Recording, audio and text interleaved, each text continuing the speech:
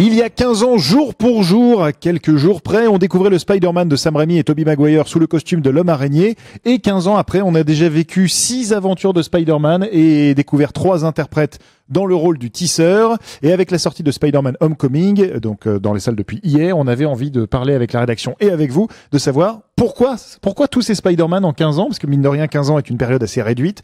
Donc essayer de comprendre tout ça, savoir ce que ce nouveau film peut éventuellement apporter aux fans, sachant que nous avons des avis assez mitigés sur ce. Voilà, il y a des gens qui ont aimé, des gens qui n'ont pas aimé, ou en tout cas moyennement. Et vous, voilà, on l'a vu dans les premiers commentaires, il y a des gens qui ont saigné des yeux, il y a au contraire des gens qui trouvent que ça déchire grave.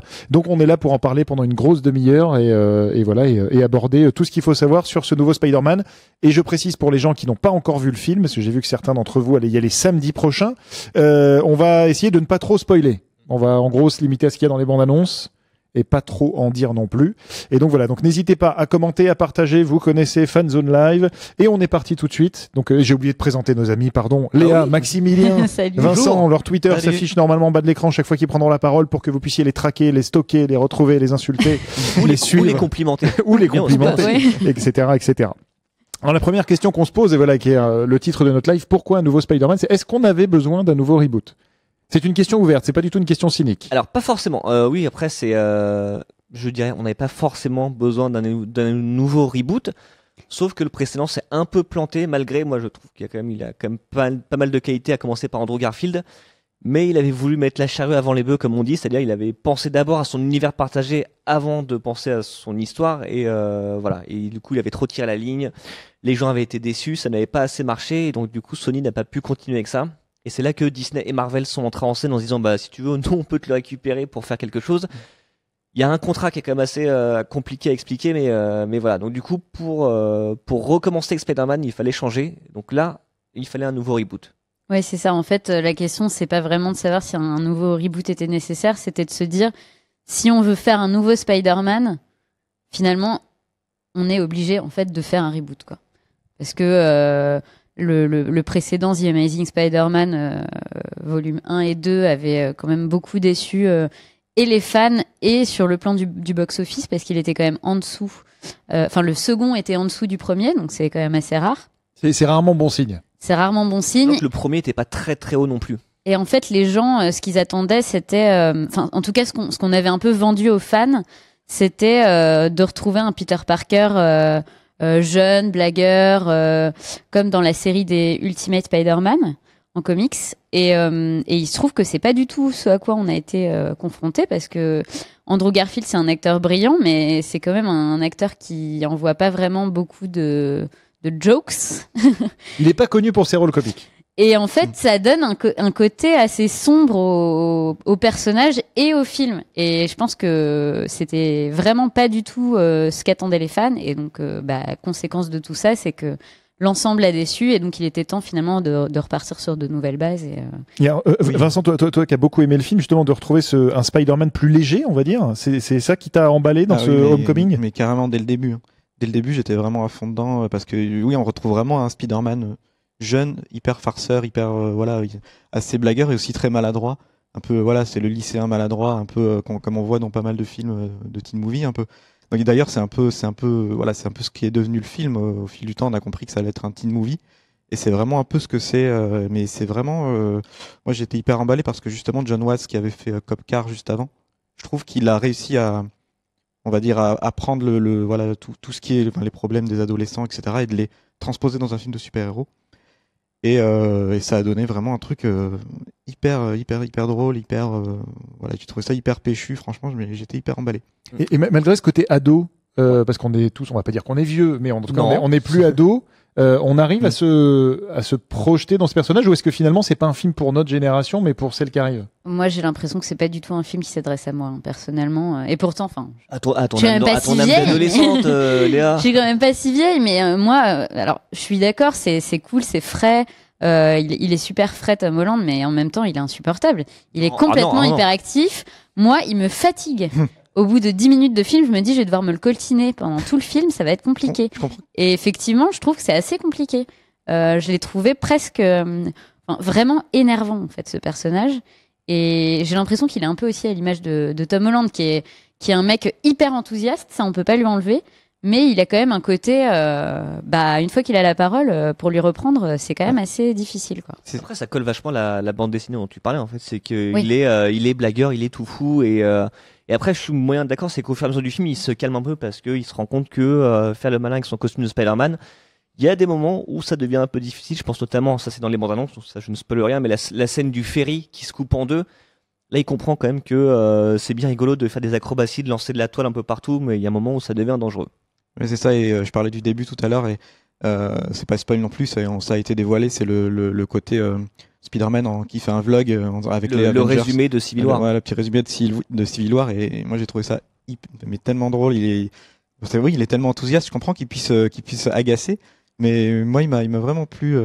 Puis ce qui marche bien dans cette scène-là, c'est le contrepoint avec le personnage de Jon Favreau qui l'accompagne pour tout le truc et qui il s'appelle Happy pourtant, hein, il est blasé. Ça, c'est hyper bien trouvé. Tu vois qu'il le saoule, mais il arrête pas, quoi. C'est vraiment drôle.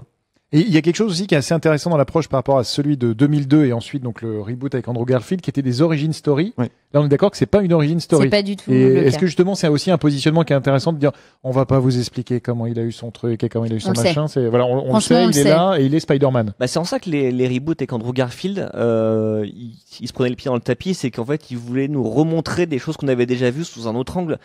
Mais c'était un peu la même chose. Là, au moins, il revient au lycée. Le lycée qui était quand même assez vite survolé aussi bien chez Tobey Maguire que Andrew Garfield. Avec des acteurs qui avaient l'air d'avoir redoublé 5-6 fois quand même. Là, au moins, il est censé avoir 15 ans. On y croit, même si, Il a 21 ans. voilà, il a 21 ans, il va en avoir 19-20 au moment du tournage. Mais c'est crédible parce qu'il fait vraiment jeune. Au moins, c'est pour ça aussi qu'ils ont dû faire un reboot. C'est qu'ils voulaient repartir à zéro avec le lycée. Et là, t'es obligé de changer d'acteur et de prendre quelqu'un de beaucoup plus jeune. Et là où c'est intéressant, c'est que du coup, on se retrouve avec un Peter Parker qui a grandi en découvrant les Avengers, qui les a vus en étant enfant, qui a rêvé d'en devenir un et qui a la possibilité de le faire. Ça change quand même quelque chose dans le Marvel Cinematic Universe. D'ailleurs, c'était un des enjeux clairement de ce reboot. Déjà, créer une nouvelle approche de Peter Parker et surtout intégrer Spider-Man définitivement dans le MCU. Et ça, pour le coup, c'est assez réussi. Moi, j'étais quand même un petit peu déçue parce que j'adore Iron Man, j'adore Tony Stark, j'adore Robert Downey Jr. Et je trouve que le personnage est pas assez bien exploité dans le film. Bah, moi, j'avais peur qu'ils volent le film, qu'il soit beaucoup trop là, parce que Là, c'est dans pas la le cas. promo, ils l'ont vachement mis en avant sur les affiches, sur les bandes annonces, dans des extraits. Et il a un rôle assez périphérique. C'est un mentor, qui intervient des fois un peu. Il sort un peu du chapeau pour l'aider. Mais c'est un mentor de la même façon que le méchant joué par Michael Keaton pourrait être un mentor si jamais il faisait des conneries. C'est ça aussi qui est intéressant, c'est qu'il y a un parallèle entre Iron Man et Michael Keaton et le vautour sur comment un Spider-Man peut évoluer. Alors, j'ai vu il y avait énormément de réactions autour de Robert Downey Jr. Il y a plein de gens qui disent pourquoi un nouveau Spider-Man parce que Robert Downey Jr. Donc on voit quand même comme tu disais que c'est quelque chose qui attire les gens. Est-ce que finalement parce que je crois que l'oncle Ben n'est pas dans le film. Il n'est même pas évoqué du tout. Aucun rapport avec la célèbre remarque Le riz. de riz que l'on Toujours connaît. un succès. Mais est-ce que finalement Robert Downey Jr. n'est pas un peu l'oncle Ben de remplacement? Ah bah vu comme il drague la tante May, oui, si, je pense qu'il y a cette idée-là, ouais, bien sûr. Oui, vous l'avez vu. Enfin, il y a le rôle, ce rôle de mentor et ce Oui, rôle c'est vrai. C'est vrai. de caution morale, on va dire, ou est-ce qu'il est aussi déglingo qu'un Spider-Man dans le film? Disons que non, justement, c'est moi ce que j'ai trouvé un petit peu dommage et c'est nécessaire du point de vue de l'intrigue, c'est que du coup, on se retrouve face à un Tony Stark qui est quand même hyper sérieux, hyper raisonnable. Et Ça change énormément. Et il fait quand même des petites blagues, mais c'est vrai que c'est un peu dommage parce que c'est aussi ce qu'on aime dans le personnage. Et là, évidemment, du point de vue de l'intrigue, je pense que tu as un peu raison. Il est un peu là pour supplanter l'oncle Ben. C'est aussi une figure paternelle. Parce qu'on sent vraiment que Peter Parker, il a envie de plaire à Tony Stark, comme il voudrait plaire à son père ou à son oncle, justement. Et c'est aussi très émouvant. Moi, j'ai trouvé ça vachement émouvant qu'il essaye de à tout prix de vouloir plaire à Tony Stark, comme si c'était un peu un dieu, comme ça, sur Terre. Il comprend après, que ça va être un peu plus compliqué, mais ça m'a vraiment beaucoup plu. Mais est-ce que ça veut pas dire, donc ça c'est l'instant théorie, que du coup, si c'est le oncle Ben de substitution, Iron Man va mourir dans Avengers 4, en sachant que déjà des personnages vont mourir. C'est très fort ce qui est en train de se passer, c'est très fort. Et que Spider-Man 2 va commencer juste après quelques minutes après la fin de Avengers 4, c'est ce qu'on nous a annoncé.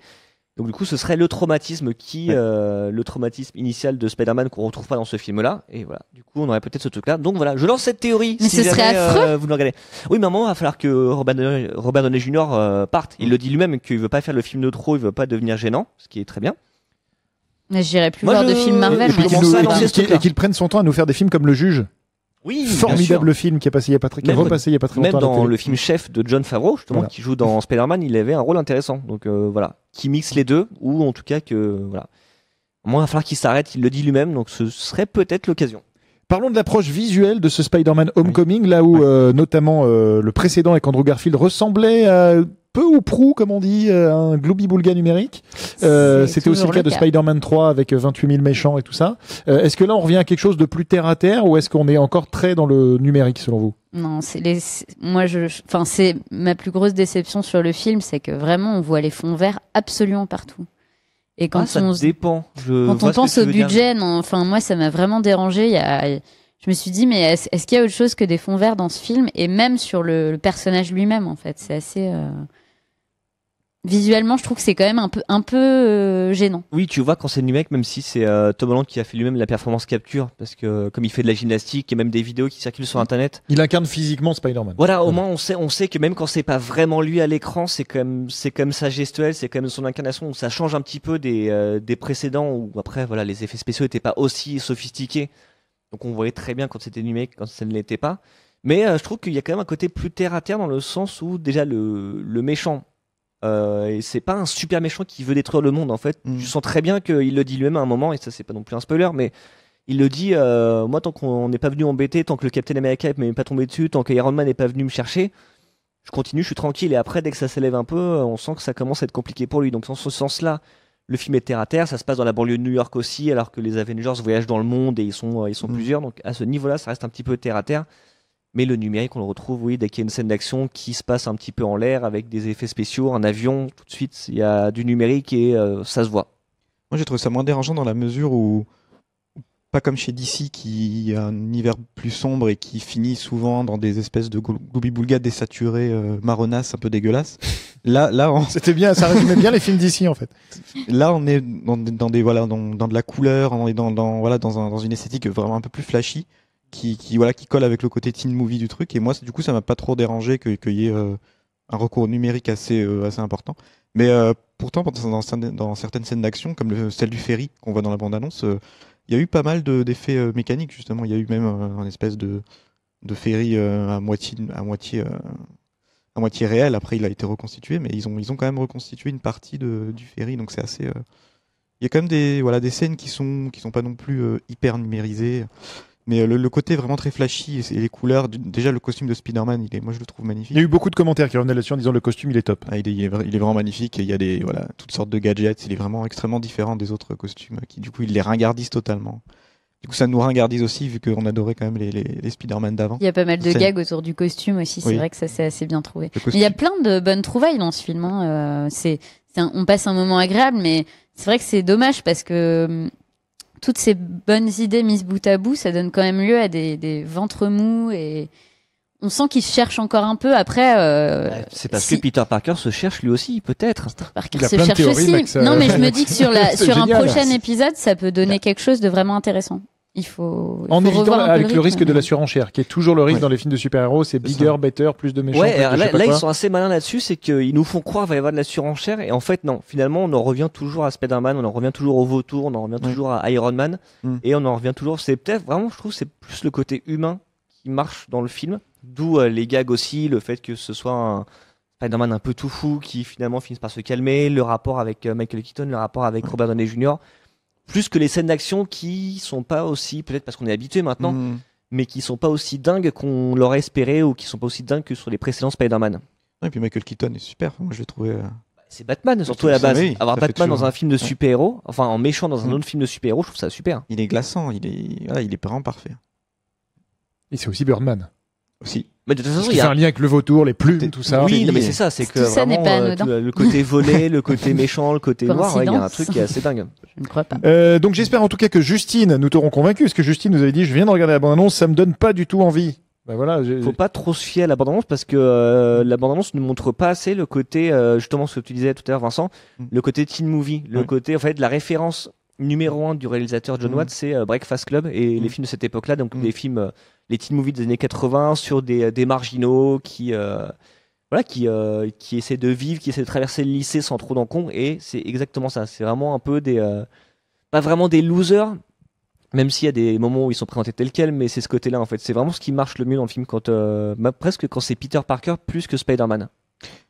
Après, ce qui peut être agaçant aussi, c'est que Peter Parker a un sidekick un peu rigolo qui est son meilleur pote. C'est vrai. Qui est vraiment là vraiment pour être une espèce de contrepoids à Peter Parker et son univers super-héroïque. Ça peut être agaçant, mais sinon je pense qu'il c'était indispensable que le héros ait son pote qui en plus construit l'étoile noire en Lego. Voilà. Rien que ça, voilà. C'est un total fanboy et c'est vrai que c'est quand même pour pas ça, très il faut voir le original. film. Dans le genre aussi, il y a le personnage donc joué par Zendaya, donc je ne savais pas du tout qui était Zendaya avant, alors que pourtant quand ça a été annoncé, c'était un peu la folie, et qui a un personnage super, qui est pas énormément là, mais que à chaque fois qu'elle est là, en fait, elle vole chaque scène. Et Zendaya sera bientôt dans The Greatest Showman on Earth. Exactement, avec Hugh Jackman, donc elle est en train d'exploser, et la demoiselle. Spider-Man 2, ce serait un peu logique. Ouais, tout à fait. Et il y a une question de Dorian, y a-t-il des scènes post-génériques? Oui. On ne dit pas quoi, mais il y en a. Il y en a 2. Il y a 2 scènes post-génériques. Dont une, sans spoiler, qui est peut-être l'une des meilleures jamais faites par Marvel. L'une des plus drôles et l'une des plus intelligentes. Ah oui, restez vraiment jusqu'à la fin parce que ça vaut le coup. Il y en a une au milieu comme d'habitude et une à la toute fin, et après c'est fini. Et une question de Rémi sur l'après, c'est une très bonne question. Il y aura combien de films autour de ce nouveau Spider-Man? Question de Sam Raimi. Non, est-ce qu'ils en font plus que moi? C'est l'autre, pas Sam Raimi. Ivan Raimi, son frère. Surtout. Alors, c'est assez compliqué parce que donc vous avez peut-être vu notre live, donc Tom Holland nous a confirmé qu'il y aurait bien 3 films solo Spider-Man. Et à côté de ça, il a été dit que l'arc narratif du nouveau Spider-Man se déroulait sur 5 films. Donc ça commence avec Civil War, puis il y a Homecoming, puis Avengers 3, 4, et la suite de Homecoming. Donc voilà, on sait pas trop où on va citer le Spider-Man 3. Mais peut-être que ce sera le début d'une nouvelle histoire pour lui. Mais en tout cas, on parle d'un développement sur 5 films. Donc ce qui nous emmène à, on va dire, 2020, je pense. 2019-2020. 2019 d'ailleurs. Homecoming 2, c'est en 2019. Voilà, pas mal d'infos. Alors, est-ce que vous avez encore des questions sur ce film avant qu'on passe à la suite de notre fan zone live? N'hésitez pas, hein, nous avons des gens qui l'ont vu. Donc je vois, c'est Hotman qui dit Flash a une tête d'Indien. Effectivement, c'est le personnage de Flash Thompson, c'est le rival, on va dire le rival dans le lycée. Oui, voilà, en fait, qui normalement est un grand costaud qui se fait casser la gueule au lycée par Peter Parker. Là, c'est Tony Revolori qui jouait dans Grand Budapest Hotel, donc qui a une tête d'Indien. Et qui a un rôle assez différent. Mais c'est aussi ce qui est assez amusant dans le film, c'est qu'il prend des personnages qu'on connaît. Il y a le personnage de Betty Brandt qui ensuite va devenir la secrétaire de J. Jameson, le rédacteur en chef, qui là ressemble à Gwen Stacy. Donc c'est marrant en fait comment il réinterprète un petit peu aussi des figures connues. Et c'est en ça en fait qu'il arrive à s'éloigner des autres, ce qui est plutôt pas mal. Et Betty Brandt qui est jouée par Angourie Rice, qui était la jeune fille de Ryan Gosling dans The Nice Guys.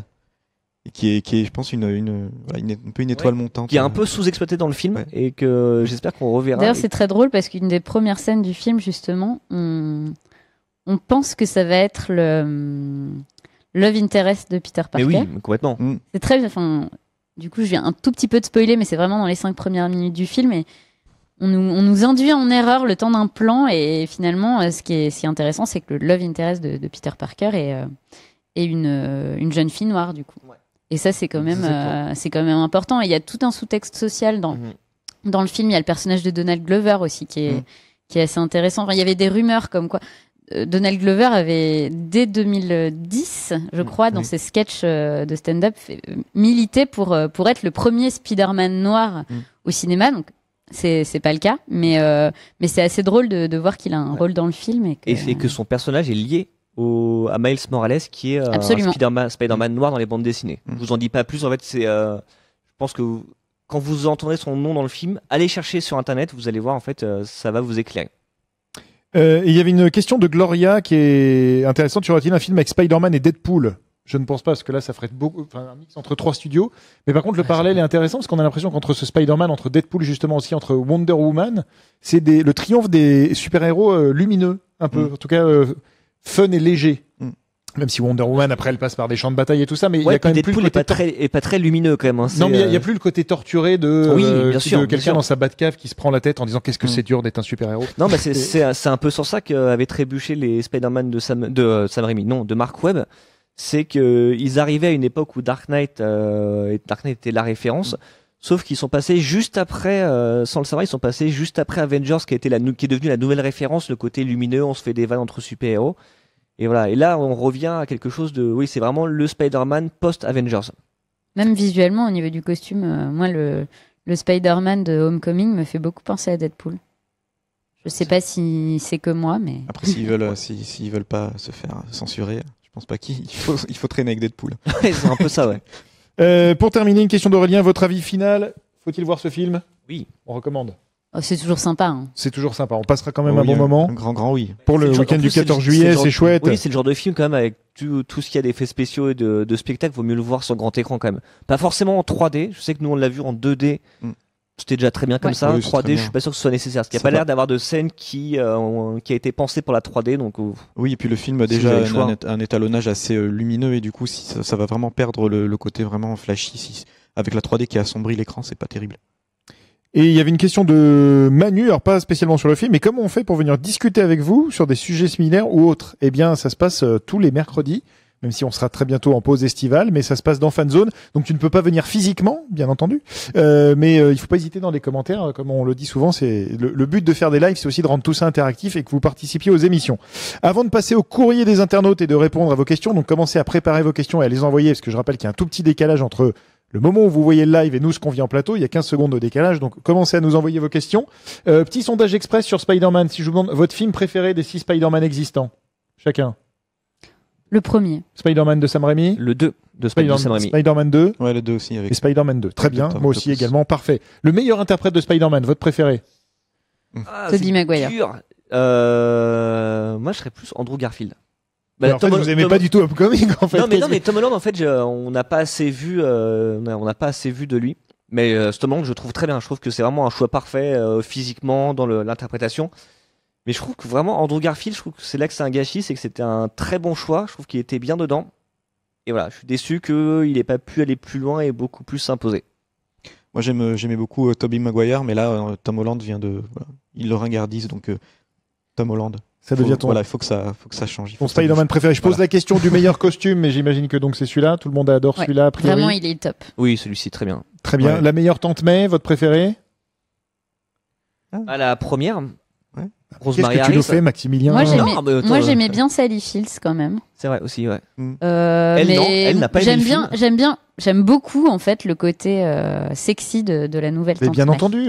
Voilà, comme on dirait- en parle souvent, dirait Sally ça- Field ou l'autre, elles te font des tartes et Marisa Tomei, il se passe plus de Ouais, choses. mais on dirait sa grande sœur. C'est bizarre, quoi. La prochaine, en fait, ce sera Angouri Rice qui est ado dans celui-ci. Marisa Tomei, elle a pas 25 ans non plus. Hein. Non, mais en fait, à chaque fois, tu réduis. Tu dis, voilà, c'est un peu étrange. Et dernière question, le méchant qui vous a le plus marqué parmi ces 6 films, celui qui a été le plus réussi, sachant que moi c'est un peu le reproche que je fais à tous les Spider-Man, c'est qu'on a toujours l'impression d'assister presque à un Power Rangers. Je me rappelle du bouffon vert Willem Dafoe qui arrivait sur son skate volant, c'était pas possible. Donc vous, est-ce que vous avez un méchant que vous aimez bien? Bah, le vautour est quand même pas mal. Le vautour de celui-ci ou le Docteur Octopus du 2. Qui faisait moins Power Rangers quand même que les Tout à fait. précédents. Le Docteur Octopus m'a vraiment beaucoup fait flipper, qui est joué par Alfred Molina. Et mais le vautour, juste derrière. Moi, j'adore Willem Dafoe, mais Mais tu as avec le droit, tu oui, n'aurais avec pas son dû mettre son costume. mais c'est quand vrai même. que je dois reconnaître que Michael Keaton est un méchant très intéressant. Willem Dafoe aurait pas dû mettre de masque en fait. Il est déjà flippant à la C'est base. vrai. Donc, Il suffit à lui-même. Tu le peins en vert à la rigueur, Ouais. si tu veux. Alors, si vous aussi vous avez envie de répondre à ce magnifique sondage, eh bien sachez que ça sera en ligne sur Allociné à partir de lundi prochain. On vous laisse le week-end pour tous voir Spider-Man Homecoming et vous pourrez ensuite venir sur le site. Et puis on a créé plein de petits sondages, méchants préférés, costumes préférés, etc. Et ensuite on publiera les résultats parce que c'est intéressant de savoir ce que vous pensez de tout ça. On a reçu. Votez Andrew Garfield. Non, on vote S'il pas vous plaît. forcément Andrew Ne vous Garfield. laissez pas en galère, s'il vous plaît. On a des petites questions qui commencent à arriver. Une question de Nicolas Brognard, aucun lien avec Denis ou peut-être que si, je ne sais pas. Toujours rien sur le prochain spin-off de Star Wars après Han Solo. Donc on sait que sur Han Solo il y a quelques petits soucis. Le réalisateur a changé. Il en reste quoi, 3 semaines de tournage, c'est ça, 2 semaines enfin, ils ont quasiment... Il leur restait 3 semaines de tournage, donc ça se trouve ils vont Ils vont bientôt finir terminer. en tout cas. Voilà. Mais alors donc il y a toujours pas d'infos sur le prochain. Non, la rumeur c'était qu'ils allaient prendre une décision au mois de juin. Le mois de juin étant le moment où ils ont aussi viré les réalisateurs de Han Solo, donc on sait pas. La rumeur c'était que ce serait décidé au mois de juin et on imagine une annonce soit à la D23 ce week-end puisqu'il y aura un panel consacré à Star Wars, soit au Comic-Con la semaine prochaine puisque Disney y sera et que il se peut que Star Wars y soit aussi. Moi, je peux pas imaginer qu'ils annoncent pas le spin-off sur Obi-Wan. Ouais, en fait, moi je me dis ça confirmerait certaines des théories autour de Rey. J'ai l'impression qu'ils vont laisser passer le truc et une fois que Star Wars 8 sera sorti, si jamais on découvre par exemple que Rey est lié à Obi-Wan, là ils vont dire bah oui, on va faire un spin-off. C'est un peu comme Han Solo en fait. On avait beaucoup deviné ce qui allait se passer pour Han Solo dans Star Wars 7 parce qu'on savait qu'il y avait un préquel derrière qui se préparait. Question pour Léa, ça va te faire plaisir de répondre. Une question de Romain. Oula. Pouvez-vous nous parler du nouveau Tarantino? Il a été annoncé hier. Aïe, aïe, aïe. Aïe, aïe, aïe. Pas aïe, aïe, aïe, positivement. Bah oui, évidemment. Aïe, aïe, aïe. Ce sera pas Speedy Gonzalez, contrairement à ce qu'on pourrait croire. Ce qu'on sait pour l'instant, c'est que le projet, c'est de faire un film sur Charles Manson et sa secte. Et donc l'histoire serait a priori centrée sur le meurtre de Sharon Tate. Donc je sais pas si c'est quelque chose qui va beaucoup plaire à Roman Polanski. Donc oui, pour remettre un peu, donc Charles Manson, vous avez sans doute vu passer des photos, même si vous connaissez pas, c'est un tueur en série, Serial killer, ouais. un peu gourou, voilà, qui a une croix gammée gravée sur le front, et en fait qui avec son groupe a tué plusieurs personnes dans les C'est années ça. 70, 69. voilà, 69 fin des années 60, dont la femme de Roman Polanski qui était enceinte à l'époque. C'est ça. Voilà, ça resitue un peu. Donc ça veut dire que le film apparemment pourrait se tourner l'année prochaine, donc sortir en 2019. Donc Le film serait tourné à l'été prochain, ouais, c'est la rumeur. Ah, en ce tout serait cas. les 5 ans. En fait, ça sortirait pour les 50 ans presque de l'histoire, parce que c'est 69, Ouais. 2019, ouais, c'est. Et puis, pour ce qui concerne le casting, on parle de Brad Pitt, on parle de Jennifer Lawrence. On retrouvera certainement Samuel L. Jackson, on imagine. J'en oublie peut-être. Ouais, en fait, il aurait approché Margot Robbie pour jouer Oui, Sharon Tate. absolument. Parce qu'en fait, c'est que des rôles, c'est que pour des rôles différents. Pour l'instant, Jennifer Lawrence n'est pas en concurrence avec Margot Robbie. Voilà. Et bon, pour le moment, on n'en sait pas beaucoup plus, mais c'est vrai que c'est quand même une annonce qui a fait du bruit sur la toile hier. Parce et qui que... va, on verra quand on aura vu le film, et qui va créer des débats sur l'utilisation de la violence. On sait que Tarantino est quand même un réalisateur qui aime beaucoup la violence. C'est un terrain glissant et en même temps, c'est un sujet passionnant. Voilà, c'est ça. Parce que c'est sa première histoire vraie et c'est vrai que tu peux pas rigoler comme dans Inglourious Basterds ou Les 8 salopards ou Django Unchained. Là, c'est vrai que c'est assez touchy comme sujet. Moi, je me dis pourquoi pas Tarantino qui marcherait sur les plates-bandes de Fincher et qui nous ferait un peu son Zodiac à la Tarantino. Je trouverais ça super cool. Il a déjà fait Jackie Brown qui était beaucoup moins violent que ses anciens. Ouais. Enfin, que ses films Non, ça peut être une nouvelle étape dans sa carrière de cinéaste. C'est le côté je suis pas là juste pour rendre des hommages, pour faire le clown et pour l'ultra-violence. C'est je peux aussi avoir une vraie histoire et un vrai sujet D'autant que difficile. dans Les 8 salopards, il y avait quand même une profondeur, une maturité, une grande maturité, et donc je pense qu'effectivement c'est le moment pour lui peut-être de s'essayer à quelque chose de plus. Puis c'est un moment hyper important de l'histoire de l'Amérique, donc on a hâte. On a hâte. Et tu parlais de Fincher, on répond très rapidement à Thibaut qui voudrait des nouvelles de World War Z numéro 2. Et ben c'est que ça sera réalisé par David Fincher avec Brad Pitt et des gens qui courent très vite et qui veulent manger d'autres gens. Et ça s'annonce assez énorme. Oui, bien sûr. Si c'est Fincher, Voilà. c'est franchement, je sais pas pourquoi il a accepté ça, parce que c'est étonnant. Très surprenant. Parce qu'il a une mauvaise expérience avec les studios suite à Alien 3, il a refusé Star Wars 7, il a refusé Amazing Spider-Man justement. Chaque fois on a l'impression qu'en fait il veut pas se laisser dicter des trucs par les studios, puis là il accepte de faire celui-ci. Peut-être qu'il a obtenu justement de pouvoir vraiment faire le film à sa sauce, et ça ce serait une super nouvelle. Sachant que si vous avez lu comme moi le roman World War Z, je continue à penser que ça aurait fait une formidable série. Et que le format cinéma était pas forcément adapté à cette histoire, mais c'est pas grave. Je regarde parmi les questions que vous nous avez envoyées, il y a pas mal de gens qui nous demandent des questions sur Thor numéro 3, mais à part repréciser que la bande-annonce est en ligne et que ça sort à la rentrée. Il y aura peut-être des nouvelles demain, enfin ce week-end à la D23, donc qui est le grand congrès voilà. Disney, Marvel, Lucasfilm, donc il y aura peut-être des nouvelles images demain. Ou au Comic-Con, mais normalement si vous nous reposez la question dans 2 semaines, on espère pouvoir y répondre. On nous demande des nouvelles d'Avatar numéro 2. Question de Cédric. Le tournage va commencer là, si je me souviens bien. Je crois qu'ils avaient annoncé mois d'août, oui, c'est ça. Voilà, le C'est quand tournage. même l'histoire sans fin, Avatar 2. L'histoire sans fin, des sorties qu'elle est jusqu'à 2025, donc ça sera même quand Spider-Man aura déjà des enfants. On pourra peut-être voir la fin d'Avatar, peut-être. Et le parc d'attractions vient d'ouvrir en attendant. C'est le Disney à Orlando, je crois, en Floride, et ça a l'air très chouette. Des news du prochain Batman, c'est tombé ce matin. Oui, Matt Reeves en fait a jeté le scénario de Geoff Jones et Ben Affleck. En fait, il l'a pris. En fait, il a expliqué que de toute façon, il voulait vraiment faire le film à sa sauce, pas non plus en despote en disant c'est où comme ça où je m'en vais. Mais en fait, il a dit on reprend l'histoire à zéro. Donc en fait, la grande question, c'est vu qu'ils avaient annoncé qu'il y aurait le méchant Deathstroke joué par Joe Manganiello, est-ce que il va rester? Ça, il l'a pas précisé.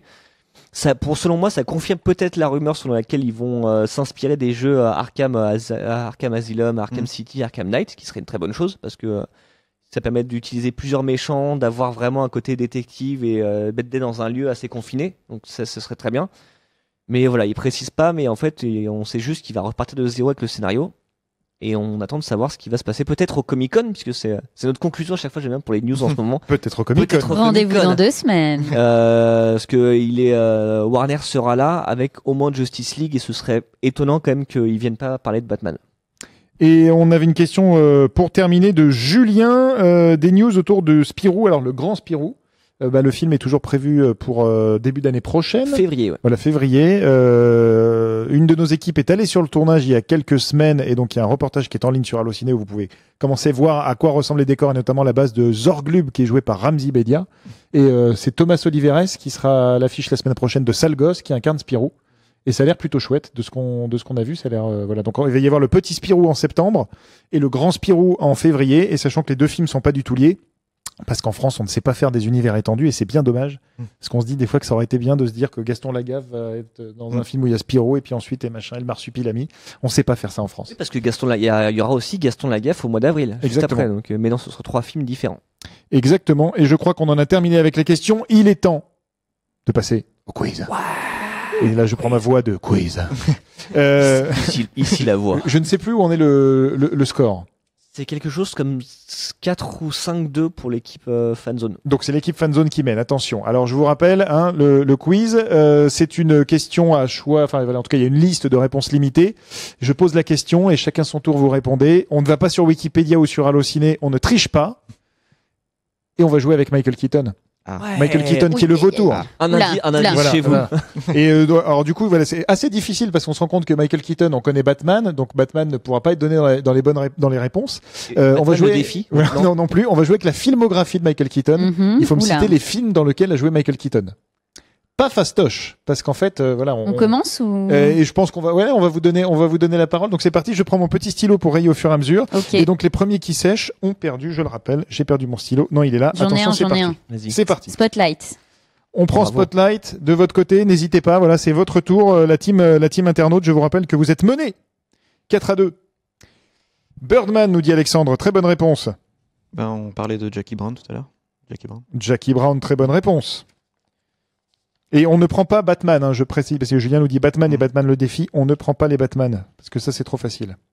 Robocop nous dit Damien. Bien joué, le remake de Robocop. Du coup, tu disais Jackie Brown, on va dire hors d'atteinte. Hors d'atteinte, personnage. Voilà, c'est le personnage de Ray Nicolette, qui est un des rares personnages à avoir été repris.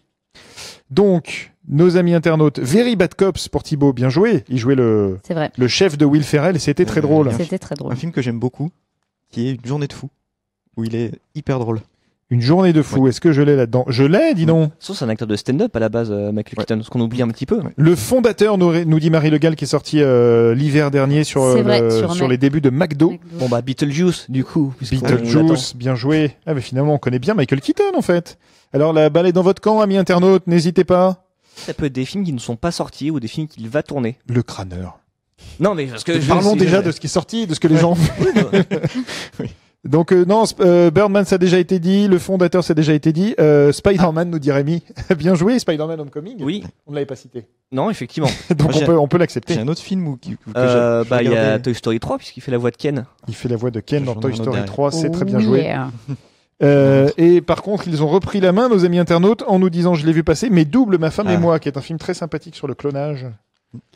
Dans ce qu'elle il y a un truc qui s'appelle Fenêtre sur Pacifique. Fenêtre sur Pacifique, très bon ça, dans lequel il a un rôle de méchant pour le coup. Night Shift nous dit Ivan, son premier film, je prends aussi, très bien. Vincent, t'en avais un, non? C'était même mes doubles, ma famille. moi. Est-ce qu'il est pas dans le journal de Ron Howard? Il est dans le journal Oui, de dans Ron le Howard. journal. C'est Moi, je commence à sécher Voilà, il a sérieusement. notamment joué plusieurs fois des journalistes dans le journal, dans Spotlight. Voilà, c'est quelqu'un qui. Et d'ailleurs, il a failli être journaliste dans sa jeunesse. Comme ça, je place en même temps des Oh, anecdotes. il aurait pu être dans Fanzone avec C'est nous. génial. Il y avait eu une réponse qui me paraissait bonne, qui était retour à la vie. Bien joué. Ils sont très forts en face. Attends, si j'en ai un. Jack Frost. Jack Frost, bien joué. Et en même temps, on m'a répondu Cars, dans lequel il joue le personnage de Chick Ah oui, c'est Hicks. Bien joué aussi. C'est vrai. Donc c'est de votre côté maintenant. Donc du coup, on a dit non pour les films qui sont pas sortis. C'est ça. Il y avait Bon, un film où j'avais il jouait- Dumbo, où mais il jouait un méchant psychopathe. Ah, je sais plus c'est quel film. Ça devient difficile. Ah, ça devient dur là. Hein, parce que là, on arrive aux films vraiment les moins connus. bah oui, justement, c'est pour ça. Je vous laisse encore 5 secondes, sinon le point ira à nos amis internautes. Ouais, là, je sais. Je leur accorde le point. Ah. Victoire de nos amis internautes. Qui remonte, donc on avait dit quoi? C'était 4-2, donc là ça fait 4-3? Non. On va dire 4-2 parce qu'on est grand seigneur. Donc maintenant on remonte à 4-3. Vous auriez pu citer, je vous en cite quelques-uns. Il fait une voix dans Les Mignons, il joue dans Need for Speed. Voilà, il joue dans La Coccinelle revient. Oh. La Voix des morts. Un tueur aux trousses. L'enjeu. Voilà, il restait quand même C'était le jeu, ouais. quelques films. Et je citerai aussi notamment Chérie, vote pour moi, dans lequel il donne la réplique à Christopher Reeves. Et donc il existe un film très méconnu de Batman v 1980. Superman. Voilà, de 1994, qui était le premier Batman v Superman, exactement. Merci à vous, chers amis. Merci à vous de Merci. nous avoir suivis Merci. et pour vos commentaires et vos partages. Merci d'être fidèle au rendez-vous. J'espère qu'on vous a donné envie de voir Spider-Man si jamais vous n'étiez pas encore allé. On vous donne rendez-vous la semaine prochaine. Alors, le prochain live, ça sera mardi prochain vers midi pour débriefer le premier épisode de Game of Thrones. Et ce sera ensuite tous les mardis pendant tout l'été puisqu'il y a 7 épisodes qui nous attendent. Et sinon, on parlera la semaine prochaine dans Fanzone Live d'un petit film tourné sur des plages de Dunkerque par un certain Christopher Nolan. Et voilà, on a hâte de débriefer tout ça avec vous. Merci à Claire qui était derrière la caméra. Merci à Nico en régie. Merci à Bruno au son. Merci à vous en plateau. À très bientôt. Merci, Salut. Salut.